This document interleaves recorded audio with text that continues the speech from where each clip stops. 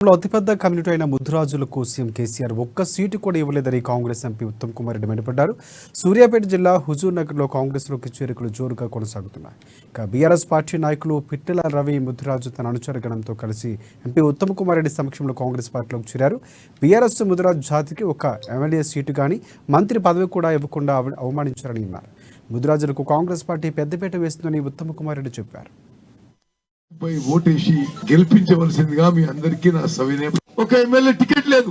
మరి ఇది మీరు గమనించి తెలంగాణలో సుమారు 70 లక్షల జనాభా ఉన్న ముదిరాజ్ కమ్యూనిటీ ఏ ఒక్కరు కూడా బీఆర్ఎస్ పార్టీకి ఓటేయొద్దు, కాంగ్రెస్ పార్టీని చేతి గుర్తుపై ఓటేసి గెలిపించవలసిందిగా మీ అందరికీ నా సవినయ.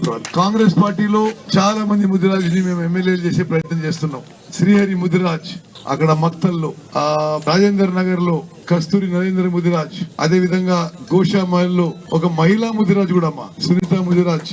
మరి ఈ విధంగా ముదిరాజ్లకి కాంగ్రెస్ పార్టీ పెద్దపీఠం వేసింది. బీఆర్ఎస్ పార్టీ అవమానపరిచిన విషయం ప్రతి ముదిరాజ్ కి తెలవాలని చెప్పి నేను కోరుకుంటున్నా. ఒక ఎమ్మెల్యే టికెట్ లేదు. మరి ఇది మీరు గమనించి తెలంగాణలో సుమారు 70 లక్షల జనాభా ఉన్న ముదిరాజ్ కమ్యూనిటీ ఏ ఒక్కరు కూడా బీఆర్ఎస్ పార్టీకి ఓటేయొద్దు, కాంగ్రెస్ పార్టీ